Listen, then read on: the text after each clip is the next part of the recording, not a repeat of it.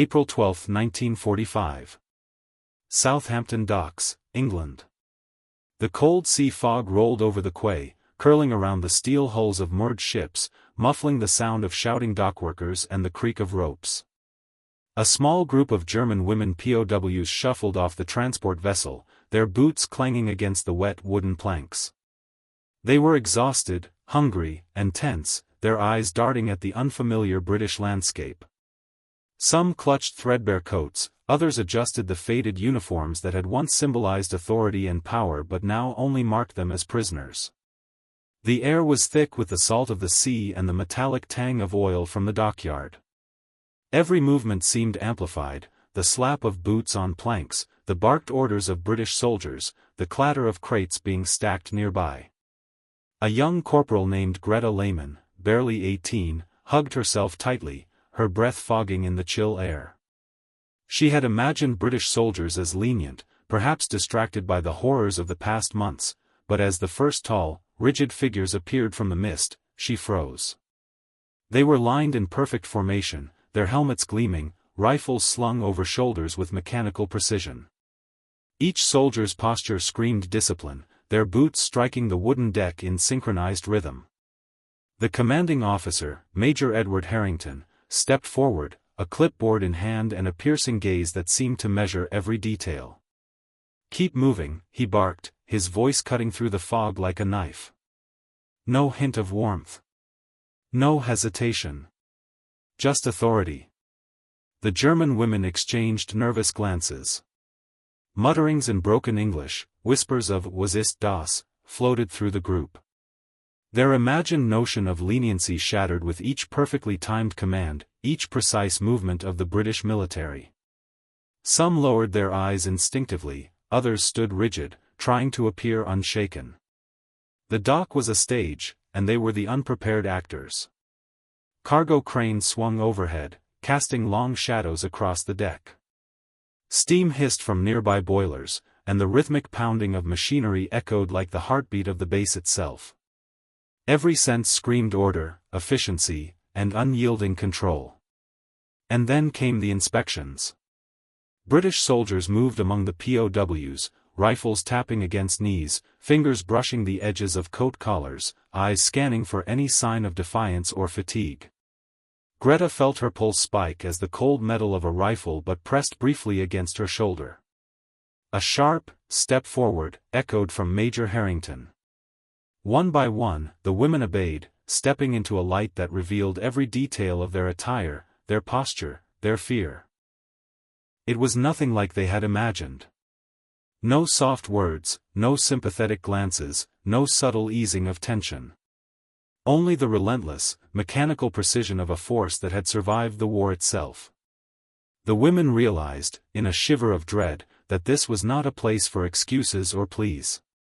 Here, discipline ruled every step, every breath, every motion. Greta looked around and noticed the other prisoners' faces, wide eyes, pale skin, lips pressed tight. They were far from home, far from the world they had known. The docks stretched endlessly, lined with armed guards, bristling vehicles, and the distant hum of British warships ready for deployment. The reality sank in. Here, their former power, their indoctrination, meant nothing. They were no longer the conquerors, they were captives, and Britain's military might was absolute. A sudden whistle cut across the fog. The prisoners jumped, instinctively straightening as Major Harrington's gaze swept over them once more. "Move to the processing area. Now." The order left no room for hesitation. And as they began to march, Greta couldn't help but notice the imposing steel gates ahead, the barbed wire glinting in the pale morning light. It was a stark reminder that the war had ended, but for these women, new, unexpected battle had just begun. If you enjoy hearing stories of untold war experiences, comment below where you're watching from and what time it is. Because this story, the arrival of German women POWs on British soil, will show you a side of history you've never imagined, full of suspense, drama, and the raw reality of military power. The prisoners were herded down a narrow, gravel-strewn path leading away from the docks, flanked by tall fences topped with coiled barbed wire. Each step crunched underfoot, echoing in the stillness that hung over the camp like a heavy fog. The British soldiers flanked them in disciplined lines, rifles at the ready, their faces masks of unwavering authority. Greta's mind raced. She had been trained to obey, to follow orders within the structured world of the Hitler Youth, but this was different. Here, authority was absolute, unquestionable, and mercilessly precise. Every glance from a British officer seemed to pierce straight through the thin veil of confidence she had tried to maintain. The camp loomed ahead. Barracks of grey wood, uniform in size and shape, lined perfectly straight rows. Smoke curled from chimneys in the crisp air. The smell of boiled cabbage and baked bread drifted faintly from the mess hall, contrasting sharply with the cold, mechanical rhythm of the soldiers moving around them. Greta's stomach twisted. For a fleeting moment, she thought of home, of her mother's kitchen in Leipzig, of the laughter of her younger siblings, but that world felt impossibly far away. Left. Left. Left, came the staccato commands of a British sergeant, and the prisoners moved in sync, their steps awkward and hesitant at first. Every misstep drew a sharp correction, a pointed finger, a growled, "Stand up straight." Inside the processing hall, the women were met with tables stacked with forms, ink pads, and ration cards. Clerks in crisp uniforms barked instructions, while other soldiers oversaw the procedures with clinical detachment. Greta's hands trembled as she signed her name, letters awkward, unfamiliar, yet necessary. Around her, whispers in German floated, murmurs of disbelief at the strictness, at the sheer orderliness that seemed almost militaristic in its precision. One officer, a tall, stern woman in her 40s named Captain Margaret Fenwick, approached the group. Her boots clicked sharply against the wooden floor. She inspected each prisoner with practiced eyes, noting posture, expression, and even subtle signs of defiance or fear. "Your cooperation," she said in a clipped, authoritative tone, "will make this easier for everyone." The words were simple, but the steel in her voice left no room for negotiation. As Greta moved past, Captain Fenwick's gaze locked on her. For a moment, it felt as though every thought she'd ever had, every memory of her training, was being weighed. Then, without another word, Fenwick moved on to the next prisoner, leaving Greta with a chill that ran down her spine. Outside the processing hall, the prisoners were led to their assigned barracks. Inside, the wooden bunks were neatly made, each with a single, thin blanket. The cold walls were unadorned, the floor, spotless. Greta sank onto her bunk, drawing the blanket tight. The women around her murmured softly, sharing frightened glances. There were no comforts, no reassurances, only the undeniable presence of order and authority. Night fell over the camp, and with it came the eerie silence broken only by the distant sound of a watchman's boots on gravel. Greta lay awake, staring at the ceiling. She thought of the freedom she had once believed she possessed, the illusions of power instilled by propaganda. Here, she realized, she had none. Every move, every breath, every thought would be measured and monitored. Outside, the moon cast silver light over the barbed wire and guard towers. The camp seemed peaceful from afar, almost serene, but Greta knew the reality. This was a place where authority ruled without question, where discipline was enforced not with malice but with unyielding efficiency. And for the German women, the shock of British military power was just beginning. The morning air was crisp, sharp, and merciless. Greta woke to the blast of a whistle that cut through the early fog like a blade.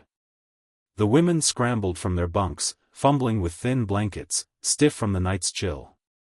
Outside, the gravel parade ground stretched wide, framed by barbed wire and watchtowers.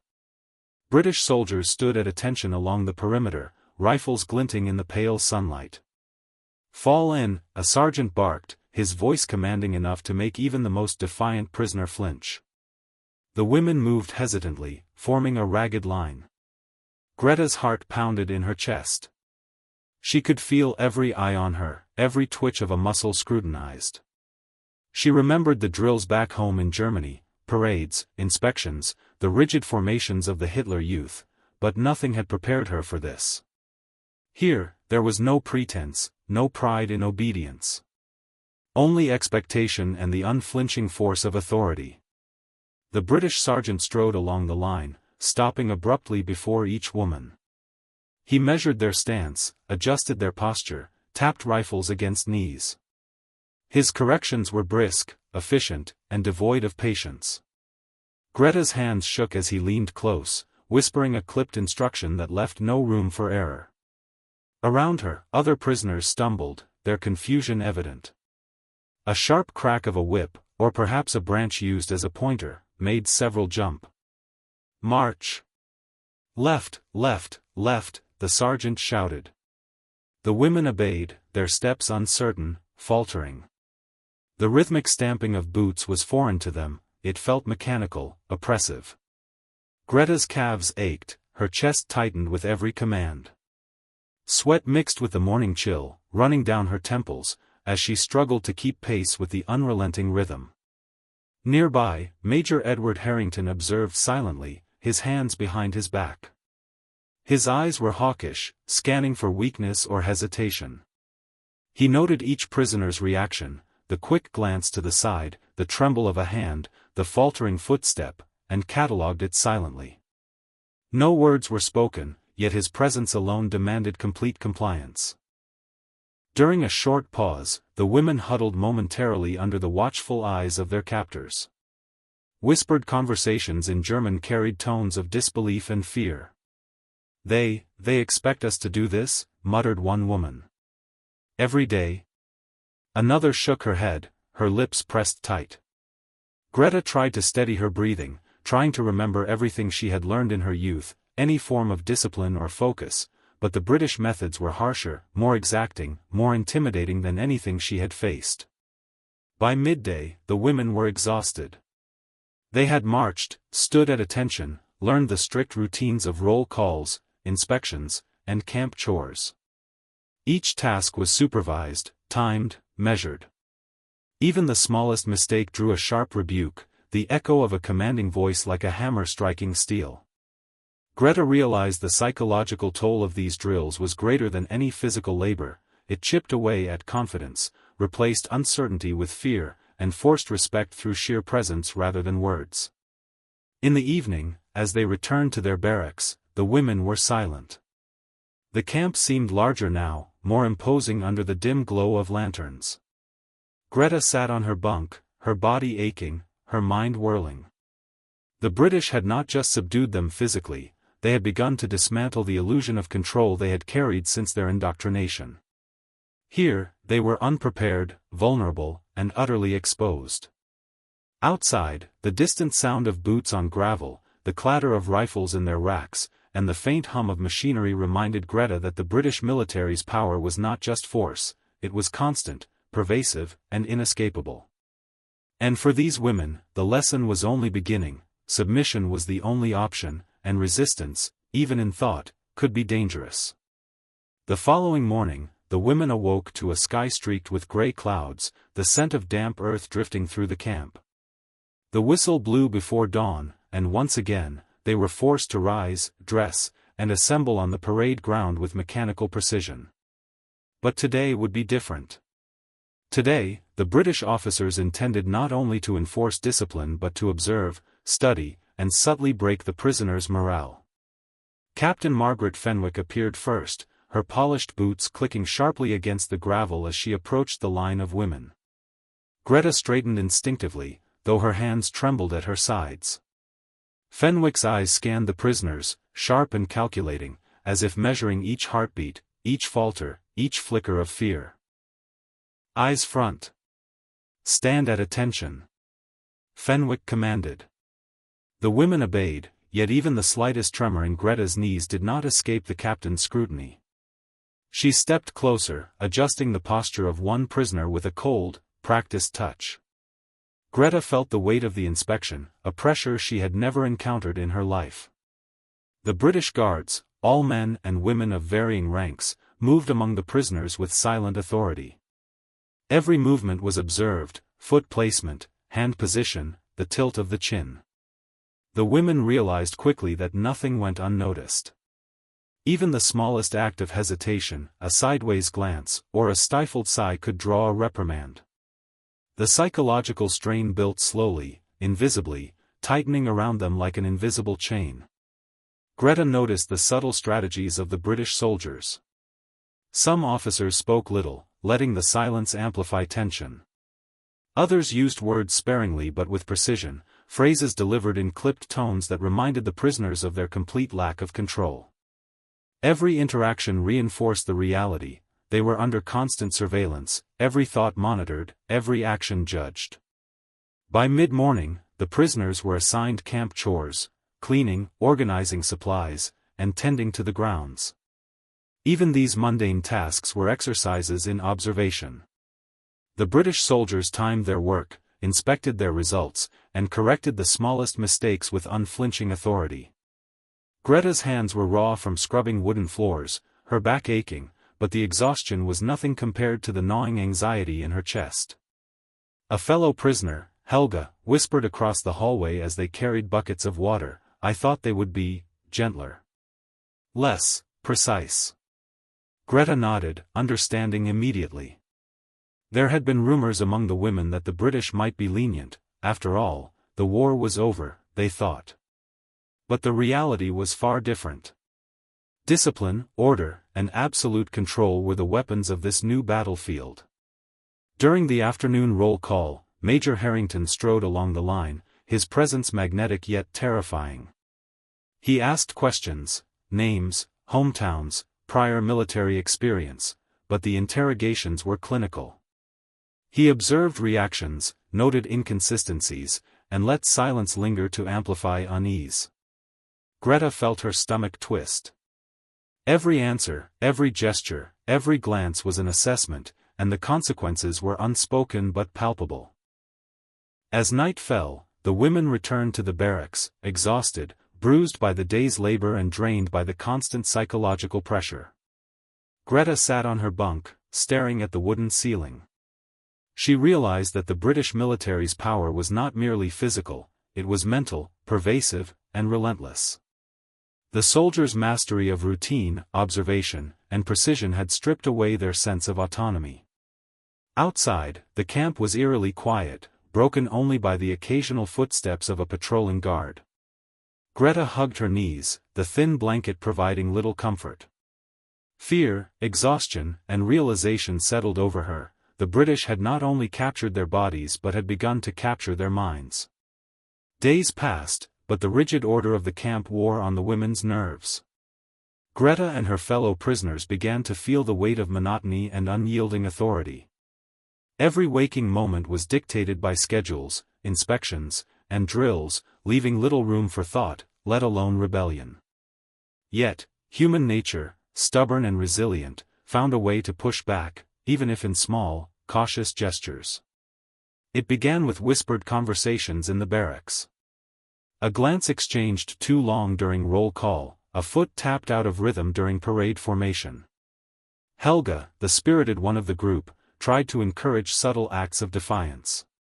"We can't let them see us broken," she whispered one night, her eyes glinting with a dangerous spark. Greta, though terrified, felt a flicker of agreement. The first real test came during a routine inspection. A few of the women deliberately misaligned their bunks, ignoring the strict spacing rules. Greta held her breath, expecting immediate punishment. But Major Harrington merely raised an eyebrow, his gaze piercing, before moving on.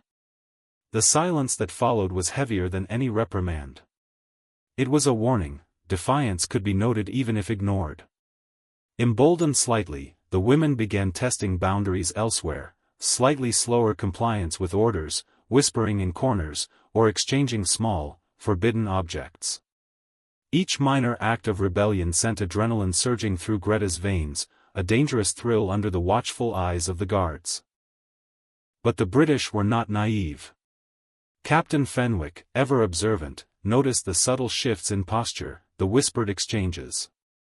One afternoon, she called Greta and Helga forward. The tension was electric. "Your cooperation," Fenwick said sharply, "is not optional. Every deviation is noted." Every hesitation is measured.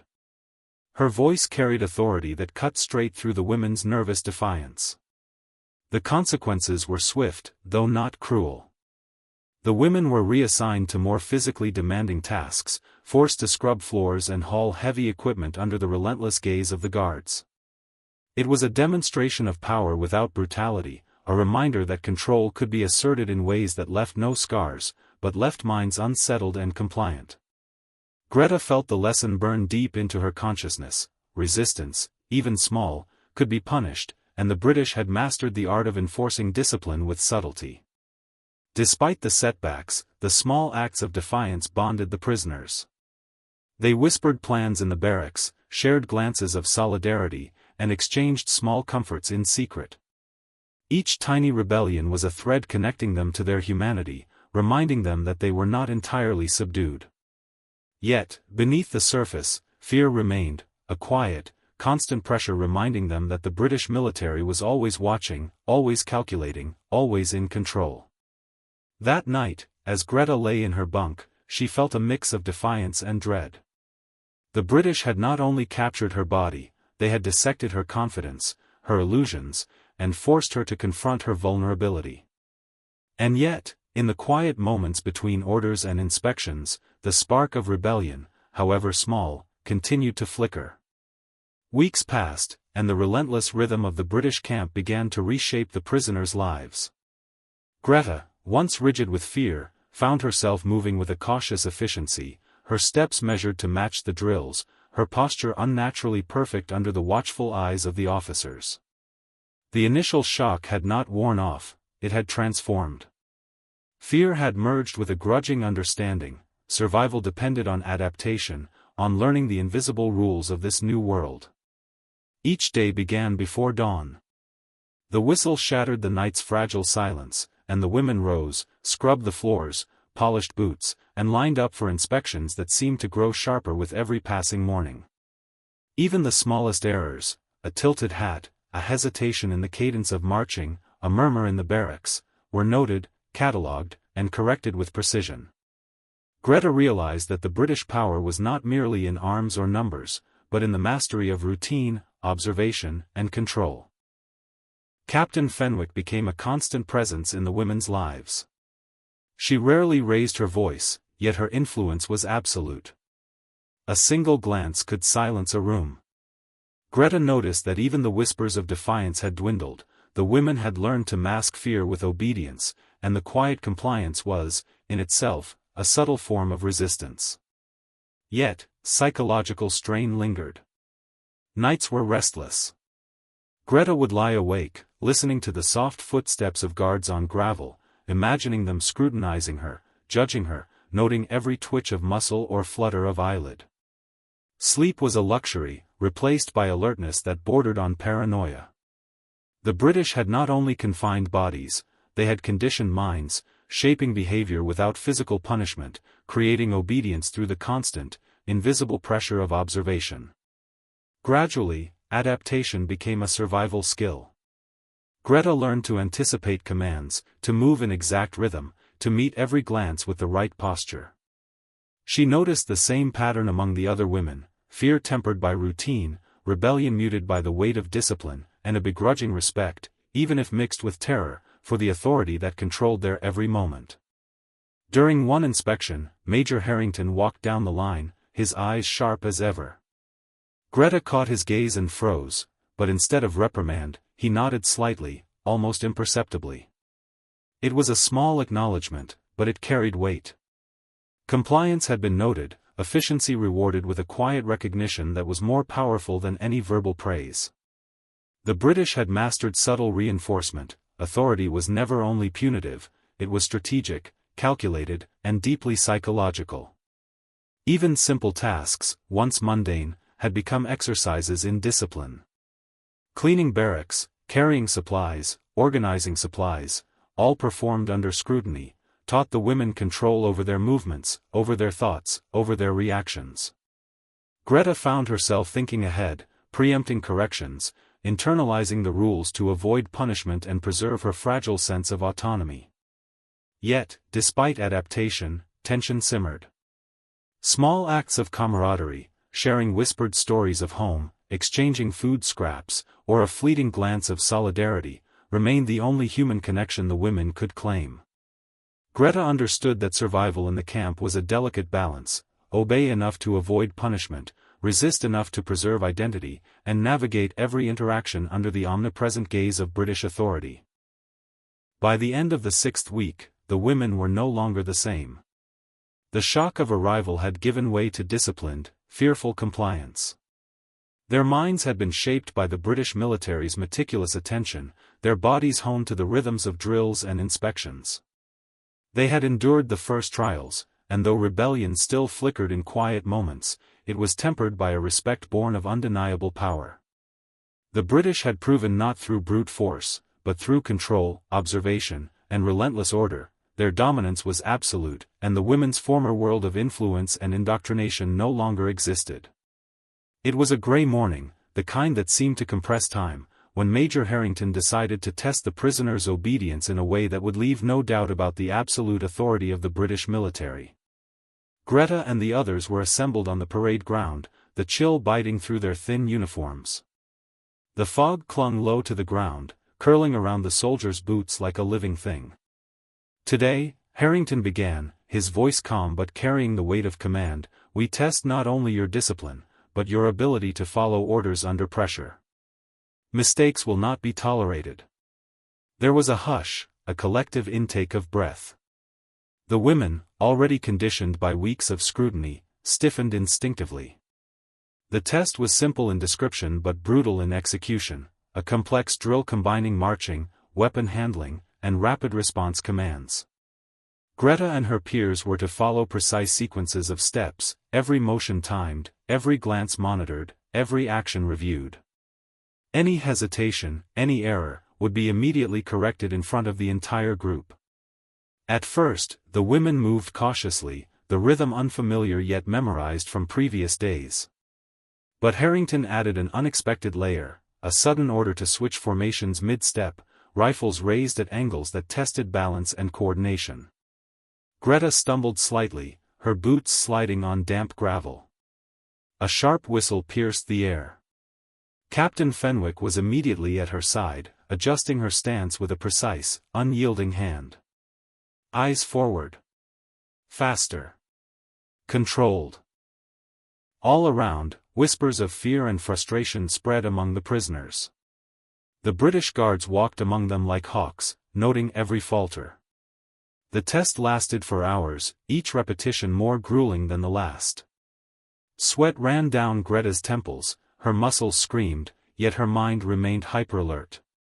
Each order was not only a physical demand but a psychological pressure, a reminder that even minor mistakes could be exploited to demonstrate power. By afternoon, fatigue had taken its toll. A few prisoners broke formation, their movements sluggish, eyes avoiding contact with the officers. Harrington's voice rose, not in anger, but in cold authority: "Attention. Do it again. Do it properly, or face reassignment to labor duty."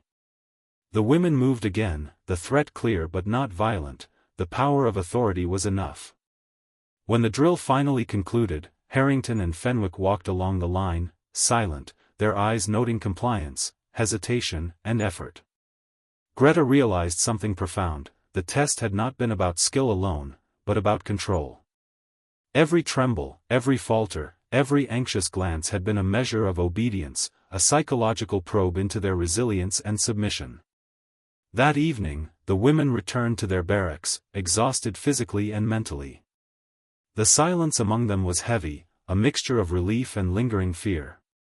Greta sat on her bunk, her body shaking from exertion, her mind replaying every step, every glance, every command. The British had proven, without bloodshed, that authority could dominate mind and body alike. Outside, the camp was quiet but vigilant.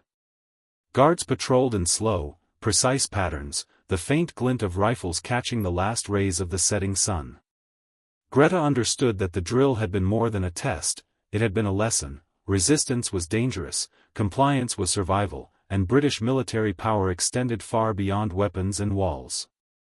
For the German women, the psychological lesson was as sharp as any physical blow. They were trapped in a system where every motion, every thought, every whisper could be observed, measured, and corrected.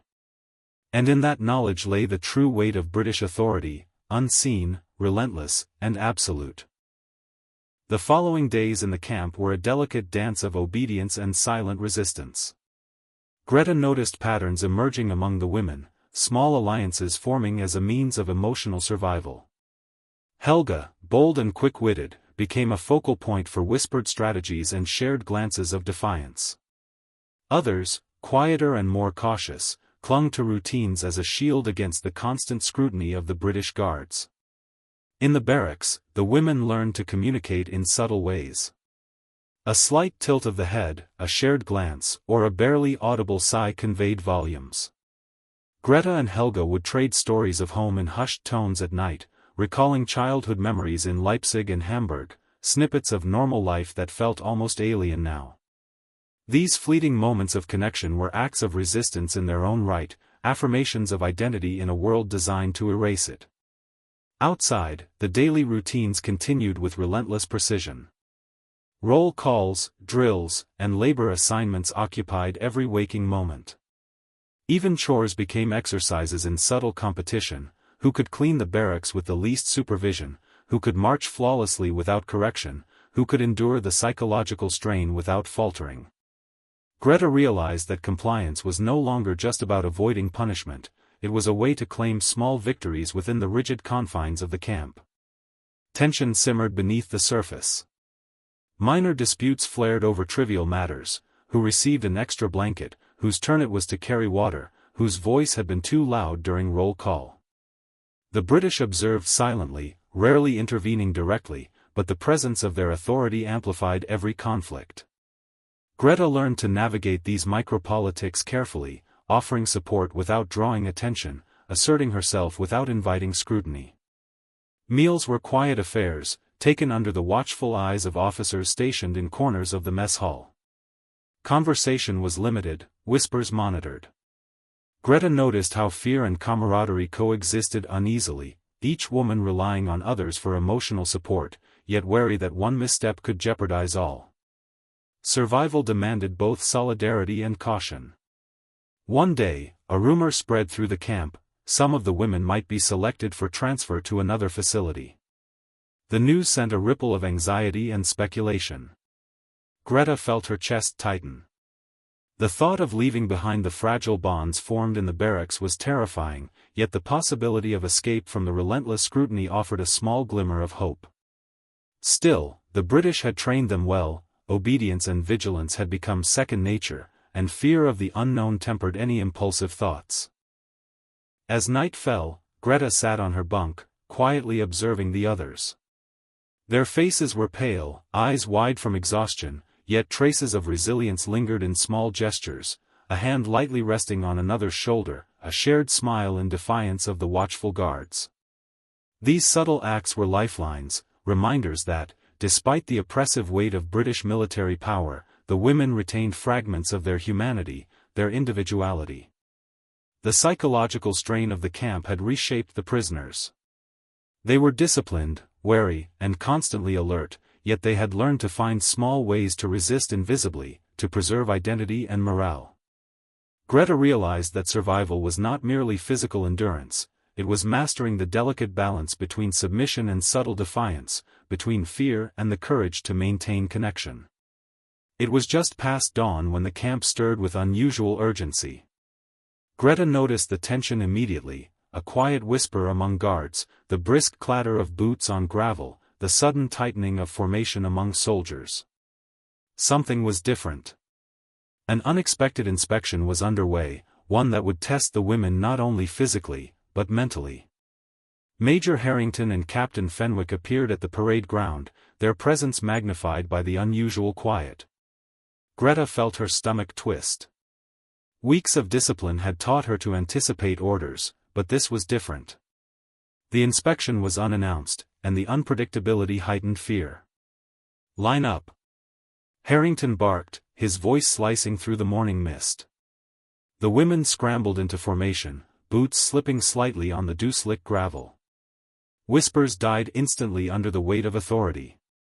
Every eye was fixed straight ahead, every posture rigid. Greta's pulse thundered in her ears. The British officers began their assessment with meticulous attention to detail.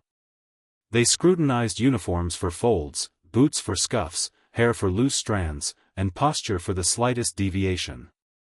Greta felt the icy pressure of Captain Fenwick's gaze as she stepped along the line. Each prisoner's mind raced. One misstep could invite scrutiny, humiliation, or punishment. Then came the added twist: the guards began a simulated emergency drill. A whistle blared, and orders were shouted. Greta and the others were instructed to run, drop, and reorganize formation under strict timing. Panic flared in her chest, fatigue and fear tangled with adrenaline. Every motion was measured, yet every second felt critical. The British were not merely inspecting, they were observing responses to stress, testing the prisoner's ability to function under pressure. Helga stumbled briefly, her foot catching the edge of the gravel. A sergeant's sharp command stopped her instantly, forcing her to start over. Greta's muscles burned as she adjusted her own stance, aware that failure was contagious. One slip could draw attention to all. Around her, the women's whispered fears echoed in trembling movements, a symphony of silent anxiety. When the exercise concluded, Harrington walked slowly down the line, noting every detail. No words were spoken, yet the weight of judgment hung heavy. Greta realized that the inspection had achieved its purpose. It had stripped away the illusion of control the women clung to, leaving only the stark reality of British military dominance.